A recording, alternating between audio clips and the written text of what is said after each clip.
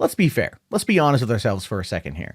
When it comes to science fiction on network television, there's nothing better than the Orville right now. I mean, this is, quite frankly, the closest successor that we have to Star Trek The Next Generation. I mean, it holds true to the ideals put forward by Gene Roddenberry in the original series and The Next Generation. And it definitely plays up those by also kind of adding a bit of a sitcom element and some dick and fart jokes, which there's nothing wrong with that.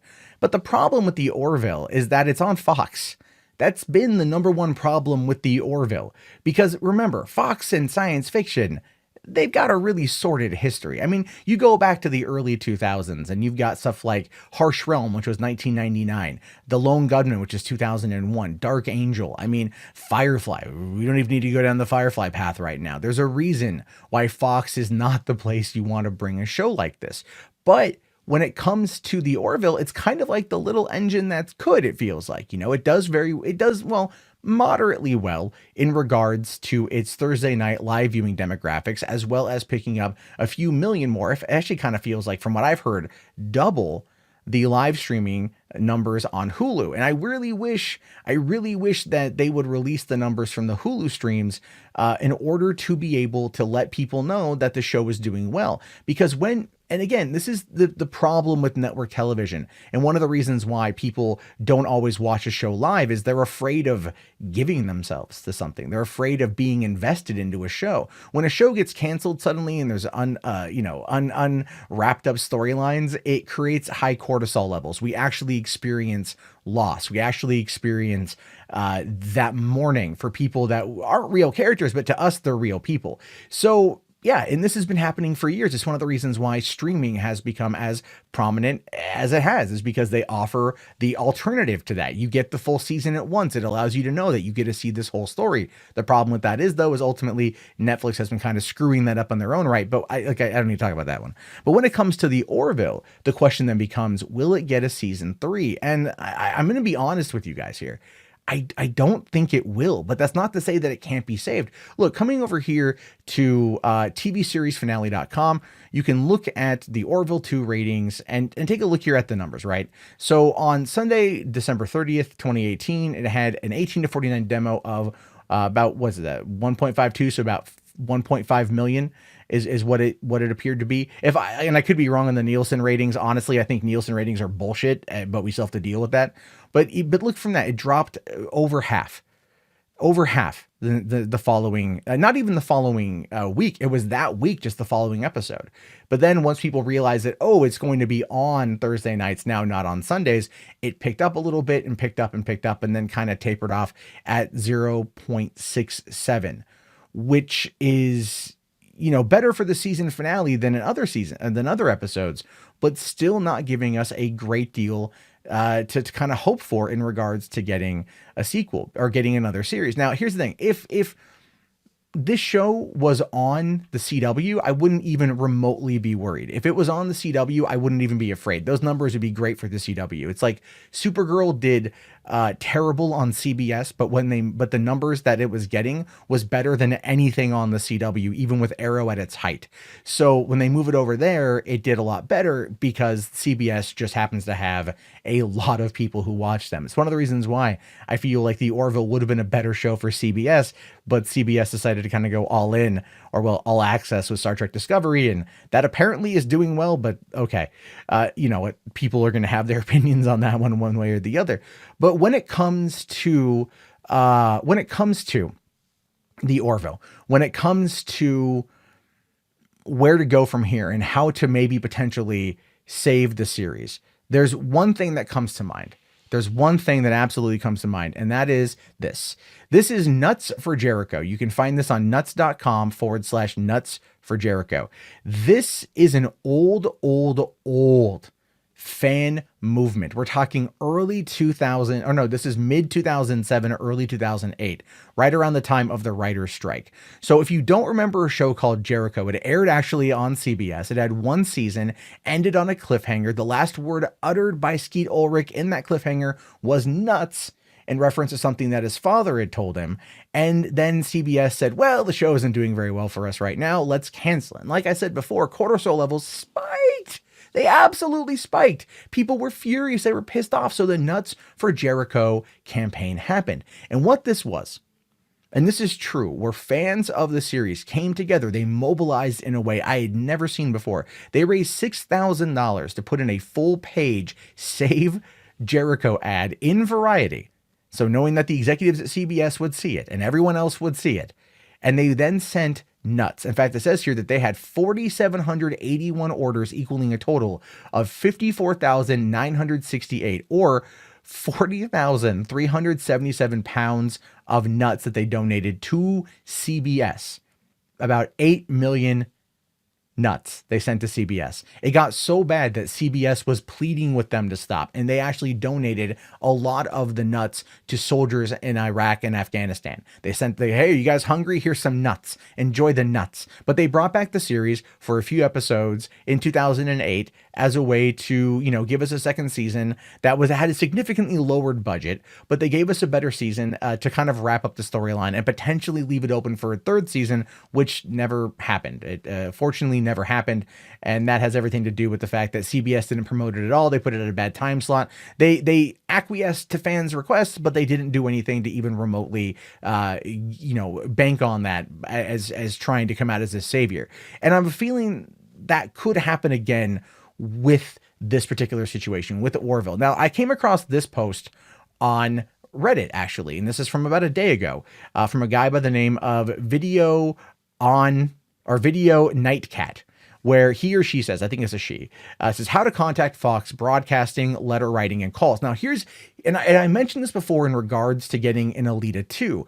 When you want to get the attention of these companies, of these studios, and tell them you want to see more of this stuff, angry tweets are not necessarily going to be the best course of action. Social media campaigns are good, and they have the ability to change some stuff. I mean, Sonic is currently an example of that, although I do believe that was a planned situation simply because it feels entirely far too, what's the word I want to use here?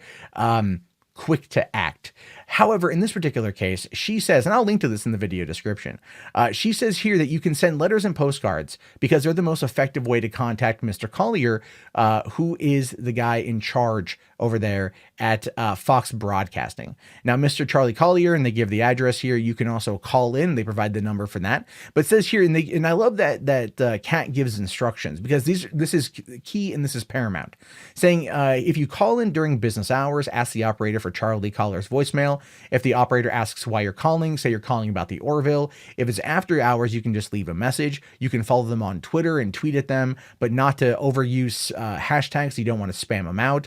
But here's the thing. In all the correspondence, you want to keep it very simple. Say, tell him your demographic, location, age, gender, where you live, especially if it's a major U.S. city, so he knows that there's a broad fan base of the Orville. Let him know that you're not a Nielsen viewer. Now, the problem with Nielsen is that it's such an outdated, antiquated system that in the age of streaming is entirely not needed, even though they're still desperately holding on to relevance, because more and more people are not watching things live. They're watching them after the fact, maybe with the exception of Game of Thrones. But still, it's a thing that these studios use. Be polite, be respectful, and keep them brief and to the point. And then don't complain about the story or character or anything you don't like. Don't do anything negative, but do it ASAP. Make sure you call and you leave a message ASAP as a way to let them know that people want to see more of the show. Now, it's not to say that the show is going to be canceled for certain. I don't know. The numbers are iffy. The numbers are very much iffy. The fan reaction to this season is high. The critical response to this season is far higher than the last one. I mean, if you go and you look at the original Rotten Tomato scores for the first season, it was abysmal, but the fans were like, love it. They don't get why people didn't care for it. I still don't get why the media didn't care for it at all. But there again, the access media, they're kind of dicks, and they attack anything that's probably not going to be, I think they were more trying to back Discovery, but then they realized that the Orville is entirely different and entirely better. So there are ways to go about this. Now, in the case of the Nuts campaign, they sent physical nuts. They sent physical nuts to CBS. And they did it by spending over $40,000 collectively in order to do this. Never mind the bill. I think it was the Variety ad. And then they even paid for a sky plane to fly overhead with the Save Jericho banner. I mean, they were organized and they were well funded and they made it work. And I don't know if that can happen here, but I do think if it comes to that point, where there's, it gets canceled, then you got to escalate it to the next level. And the way you escalate it to the next level is you then have to send in something physical. And of course, there's only one item. There's only one item that would even remotely work. And that, of course, is pickles. You got to send them jars and jars of pickles. You got to go through Amazon and you got to send them pickles, just nonstop pickles. Just send them overnight pickles. Send them nothing but pickles. Send them jars and jars and jars of pickles till they go, fine. We'll bring back the Orville. We're going to put it on Hulu exclusively. It's going to be there, and that's where people are going to watch it. And you know what? I think that's the best course of action. Hulu needs more exclusive content. Fox is going to go through a massive cancellation phase due to Disney taking over. They're going to want to trim the fat. And I think Orville would be better served going to Hulu. I think it would be able to find its home there and then bring a large audience of people to Hulu to watch it. Disney is going to need a tie-in between Hulu and Disney Plus, and 28 million active users, monthly users on Hulu is a good start.